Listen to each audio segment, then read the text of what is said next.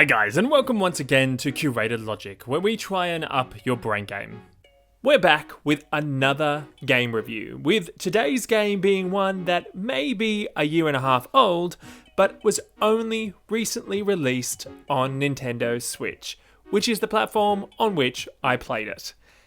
That game is LEGO Builder's Journey. I must say, I wasn't actually amped to play this game initially. The reason being that I had my doubts from the description and the small snippets I had seen as to whether this would actually be a puzzle game as it was advertised. And whilst in the beginning I found some joy in the story aspects of the game as a whole got quite boring quite quickly, and unfortunately lived up to my expectations of not providing an actual puzzle game, because a puzzle game is of course what I was looking for.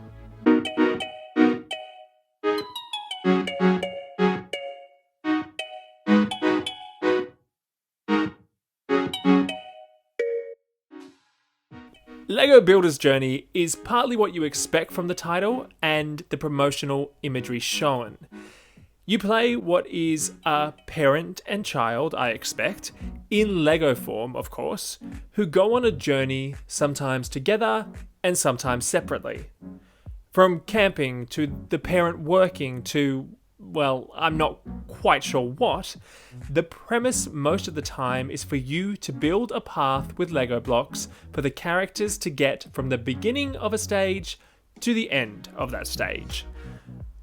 Whilst there are other elements that come into play at points, basically this is the entire premise of the game.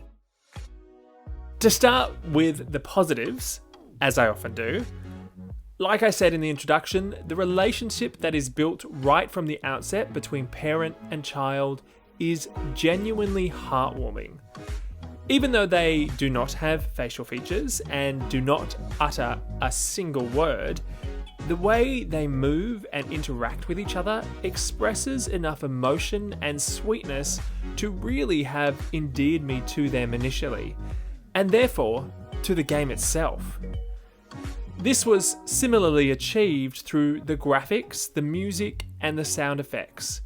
What you saw and heard worked in harmony with one another, and it allowed for the creation of a world that was reminiscent of the worlds so many of us created as kids and also as adults when we have played with LEGO or in other ways with our imagination. This was amplified by the fact that there was no right way of completing each level.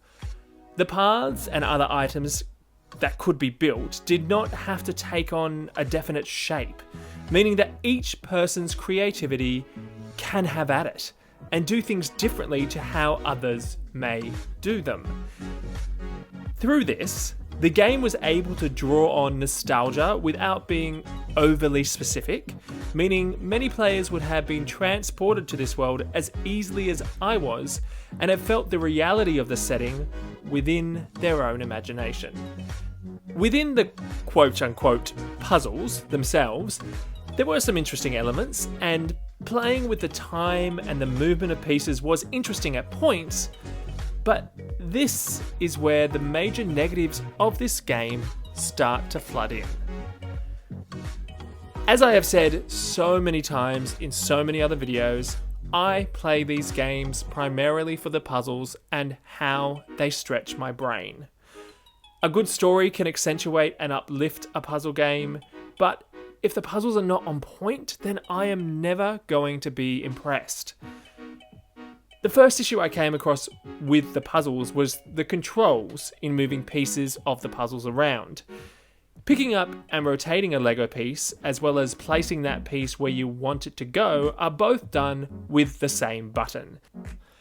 The only difference being that for when you are picking up or rotating a piece, you press the button, and when you are placing it, you hold that button down. I might be an outlier with this, but for me, it took a little while to get used to this. Straight away, I couldn't help but feel that it would have been more intuitive to have these actions as separate buttons. Lord knows there are enough buttons to allow this to be done. I did eventually get the hang of it, but for a game that lasts 2.5 hours tops, it isn't long enough to feel like this awkward button configuration becomes second nature. With this as well, when actually trying to place a piece, because of how the depth of the image works, and that the ability to rotate the scene is limited to less than 180 degrees, it can often be quite difficult to see exactly where it is you are about to place the piece you are placing. And God help you if you have placed a lot of pieces close to each other, or they have fallen to the ground, as then trying to get a piece in the right position or trying to pick up a dropped piece can be a nightmare. However, these elements could be looked past somewhat if the game actually provided a challenge and quality puzzles. But it just doesn't.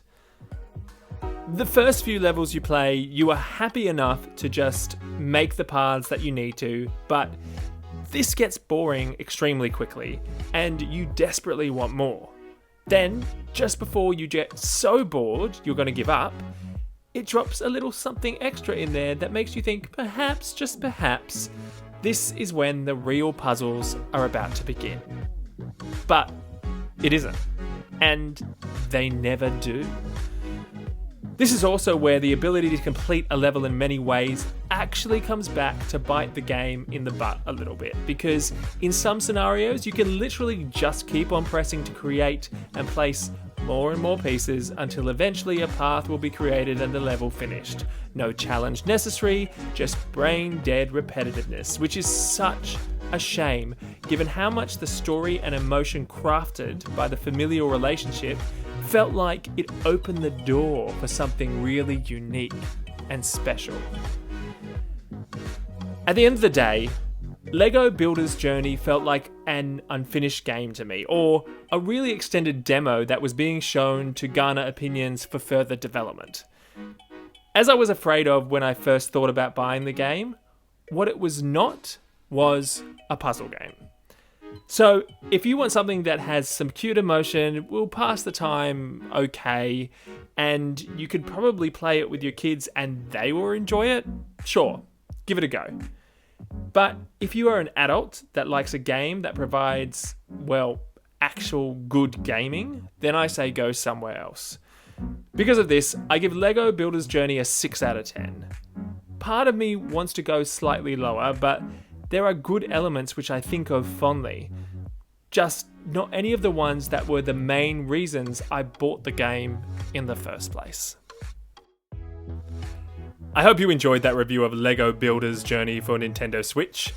If you did indeed enjoy yourself, please like and subscribe for future content. Or if there is a game you would like me to play and review, please let me know in the comments below and I will try my best to get to it.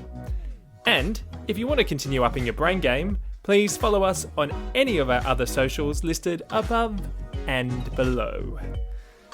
I hope wherever you are in the world you are keeping safe and happy. Until next time, keep upping your brain game and have fun. See ya.